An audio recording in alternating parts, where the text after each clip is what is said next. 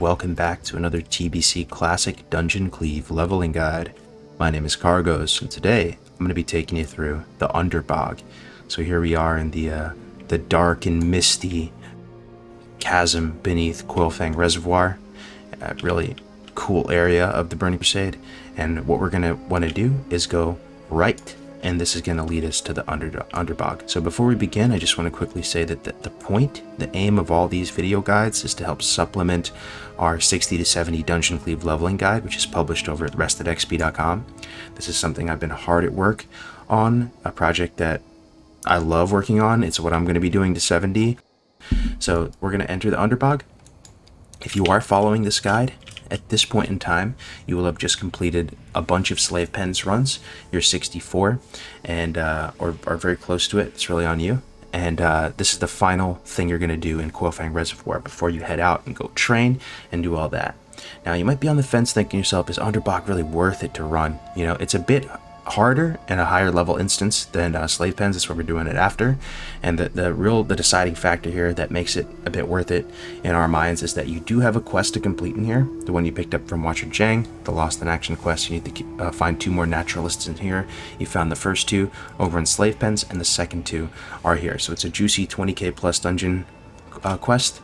And another thing that we really do factor in and take seriously when designing these routes is the group morale. In a dungeon cleave, like, there's only so many times you can do the same 12-minute run before people's morale will start to dip, motivation will start to go down, morale will suffer, and it's nice to switch it up. And this is a beautiful dungeon. You're already here, and it just makes a lot of sense to do it. So let's get started. This by the way, this strategy is going to work for melee cleave, spell cleave just fine. It's a very tricky dungeon. It's a dungeon that you can spend a lot of time in if you don't know what you're doing. If you don't know the pulls, it can actually be a real headache, a real pain. It can feel like it takes forever. But with the right knowledge and understanding of the pulls, you're going to be able to clear through this pretty quick and have an awesome time doing so. So, enough blabbering on. You're going to face these 2 underbat packs. This is the first 2 pack you're going to fight. They're 2 individual mobs that patrol back and forth here, so don't get jebaited. So they do have a backstab type ability. It's not called backstab, it's called something else, but they deal more damage from behind, but you hardly notice it. Okay, pushing up to this next area, you're going to fight a Shambler and 2 Lurkers. It's pretty consistent every time. They're pretty easy to kill. The Shambler is the noteworthy mob. It has a 2-second casted heal. It does a little burst healing and then a heal over time. He does a casted kind of rot spell. Pop your on-use cooldowns, your on-use trinket and your cooldowns, and just take out this pack. So this is pull number 2. You could even consider just doing all of that, these 3 plus the 2 rays as pull 1. That's on you. Take a look at this dungeon though, folks. It's absolutely gorgeous. The ambience is really coming through. That kind of just misty, boggy effect is really achieved here. So this is an area that things can really start to go south quick if you don't know what you're doing. Let me just fly up here for a second and show you what you're up against. It is just a huge amount of mobs. I mean, 1, 2, 3, 4, 5 patrols just on screen right now, maybe possibly more, and just a headache looking at this, right? So we'll show you how to pilot this area with grace. So be mindful, there are going to be 2 patrols that come right up in here. So that can be very dangerous if you're fighting this pack plus an additional pack of either 2 or 3. So it's going to be 2 manta rays or 3 manta ray packs. So what I would do is I would quickly kill these mobs, wait for the coast to be clear, and then you're going to hook left here with your group. I know it's really counterintuitive, bear with me. If you see mobs pushing into you like this, you're just going to have to say, okay, hold up guys, let's kill these. You might have a guy drinking in the back or not paying attention. Look at this, just back-to-back patrols pushing right up into your face. Can get messy here quick. So if you're quick and efficient, everybody's on the same page going into this, knowing that that's what you're up against, you should be fine. You're gonna hook left, you're gonna walk along this rock surface here, and we're gonna skip all of these mobs and basically come out on the other side by that ramp. So now at this point, you're going to basically walk into the water at this point, and these piranhas are going to start biting you. So what you're going to want to do is just start jumping, and that's going to stem the damage from the piranhas. Now, don't get too close to the shore here because they're going to aggro on you. So now you're going to come up here onto this rock formation, and you can just walk up here. You might have to jump. Pretty sure you can just walk. And then you're just going to follow this rock formation here on the left. Keep pushing up, keep pushing up. Then when you get to right about... One thing that's really cool about this dungeon, check it out. These manta rays flying through, like actually in the air. I don't know if you can aggro this, you know, and have to fight it. I've never seen it happen, but it's pretty cool. So you're going to jump down into the water here. Come up over here. And then this is pull number 3 or 4 or something, this bog giant. So the bog giants are pretty formidable, even on normal. They do a lot of damage, they enrage, they have a cleave. It's called trample, reminds me of Magic the Gathering, but just think of it as like a cleave, as a targeted slow and enrage, just hits pretty damn hard. Definitely going to be something you're going to want to focus on killing.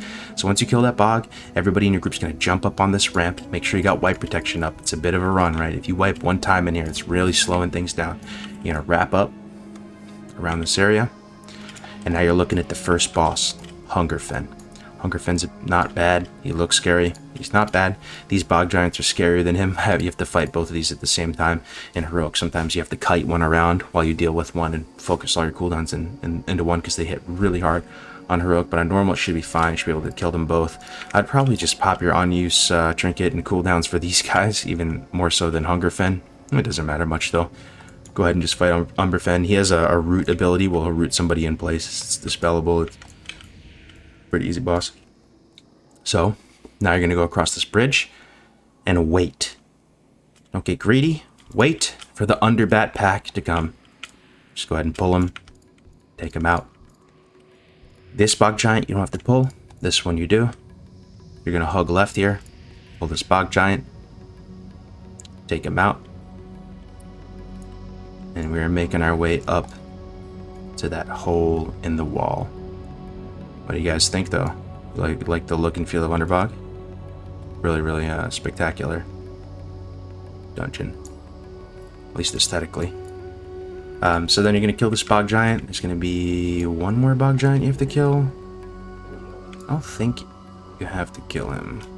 No, you do. No, that's the one you don't have to kill. You do have to kill this one. All right, so now here's where it gets tricky.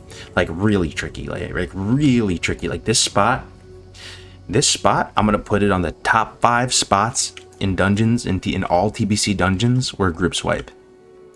Like this little alcove here. So what you're going to want to do is pull these Myrmidons, so it doesn't feel bad like you're being inefficient, with these sentries, and just take them out. They're basic infantry units. They're low. They're not very threatening. They just have very basic abilities. This guy, they have a cool ability called Coral Smash or something.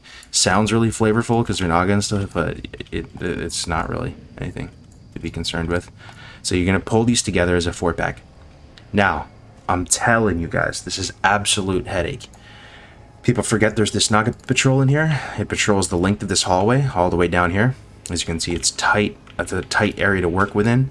What you're going to want to do, IMO, is pull this pack out here, LOS, like in this corner. You can pull stuff through the wall here. If you try to LOS them this way, it can get really, really sticky really quickly. And that Naga patrol is going to come back pretty quick as well. So pull these guys and pop your cooldowns and take them out, man. Like, make a real concerted effort to just remove these guys. Pink Mist. So taking a look at them, we got pretty lucky with the RNG here. Just 3 spearmen. There usually is a healer guy. He's called like a shaman or a Merc-Blood healer. I think they're called Merc-Blood healer. It has just renew, Shadow Word Pain, heal. You don't have one here, so he should be no problem. All melee Andes, you can just take them out. And then wait for that patrol. Okay. I really would wait for that patrol. Like, even a part of me right now says, I just pull these tribesmen, it's no problem. You get punished so hard in this area, guys. I promise you. Even though you're hearing my words right now, you're likely going to wipe right here. And then you're going to laugh about it as a dungeon group and then come back and then forever, never again, take it for granted. Even though you're hearing me say this right now. Pull these Myrmidons. If you can make it through this area without wiping, man, look at that. So sick. Back of the box right there. That's the next boss, by the way. Yeah, so kill that Pat, then come in here. Getting pretty lucky, man. Triple tribesmen. These are all just melee Andes as well. Their ability is very underwhelming. It's like strike or something, you know, like budget heroic strike. So that this patrol doesn't come over here. In this scenario, if there was 3 melees, you just drag them on top of this caster group and maybe try to cleave them all down. Here's where all the casters are at, though. Oracle and a healer. This dude's got like a greater heal, a renew. It's also got a circle of healing, the one that AoE heals. The Oracle has like 11 different abilities. I don't think it's really 11, but if you look up in the DB, it says 11. It's just different.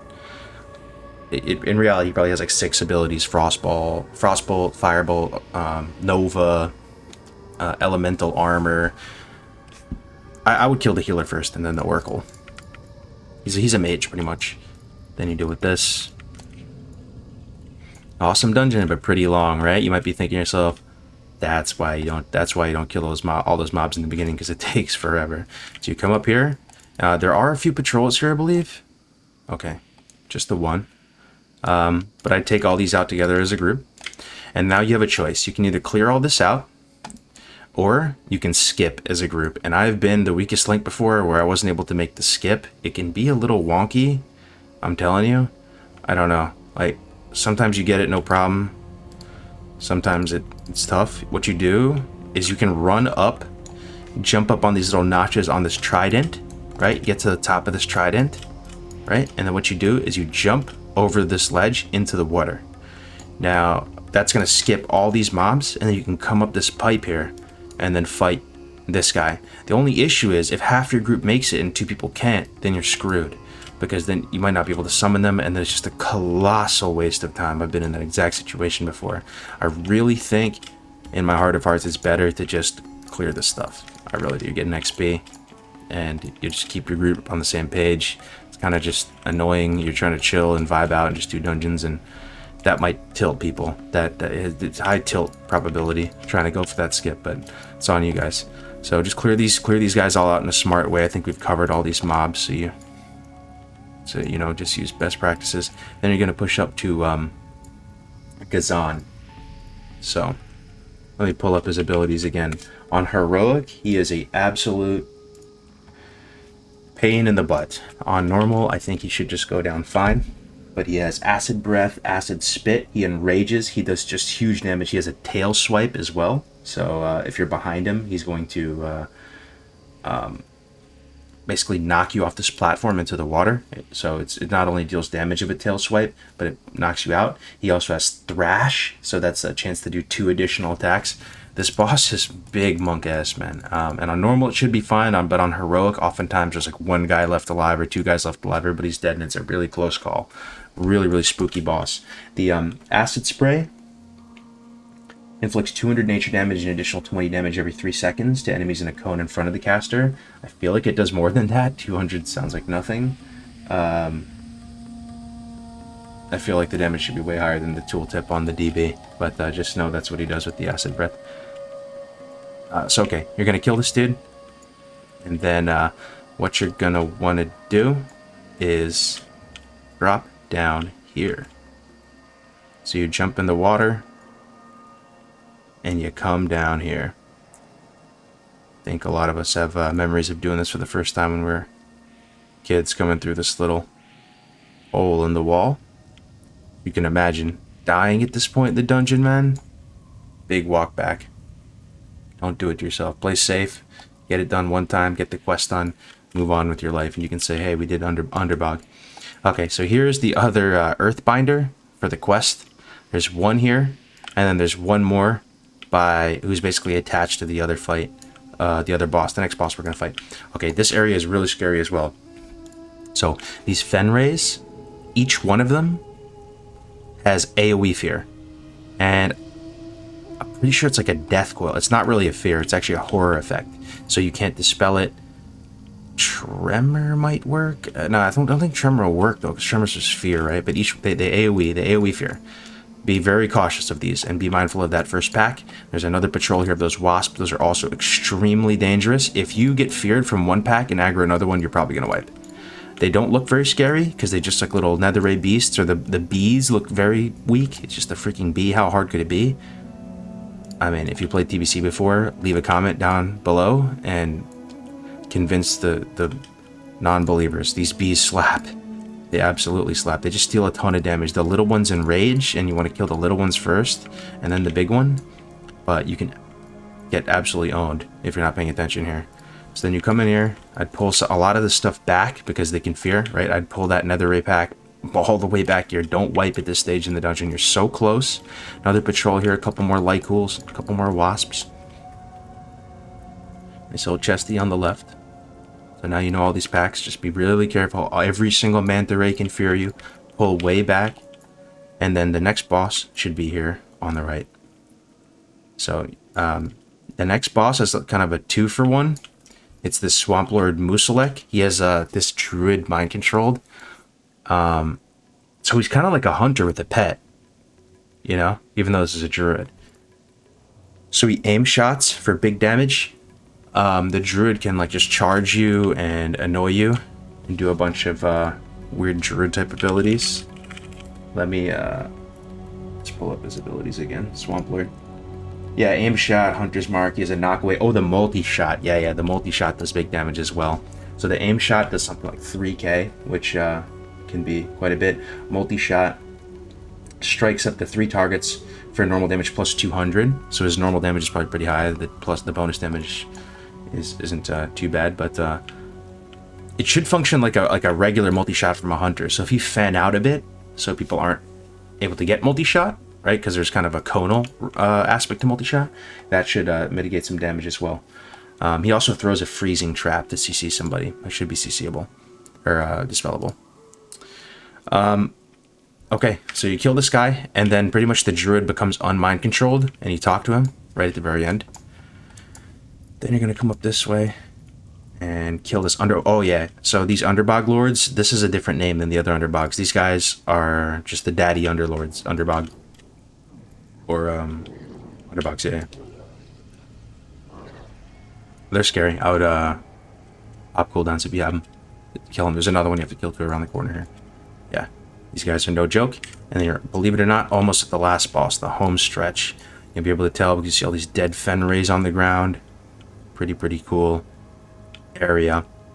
If you just watch as we round this corner, this sick waterfall cascading down here, it looks like this black stalker, which is the main boss, is killing and eating all these fen rays. So this guy, yeah, I mean he has some bite to him. He has a chain lightning that deals a bit of damage.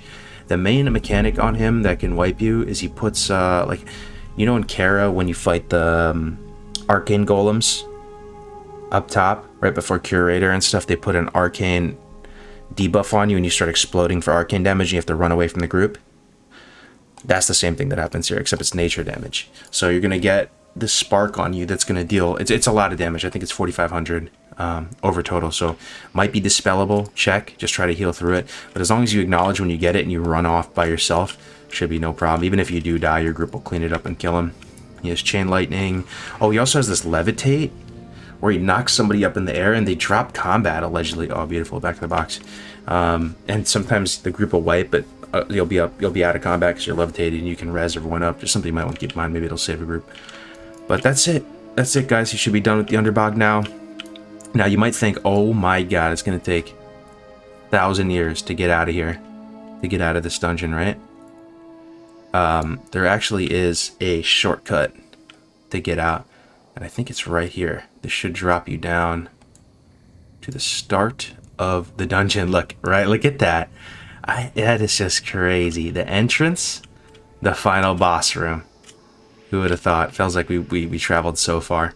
So that's pretty much it, guys. I hope you enjoyed it. Hope you were able to take something from it, and you have a better, more clear understanding of how to clear out the Underbog. Really cool dungeon. Worth doing it one time, IMO. And with that, guys, I'll see you in the next one.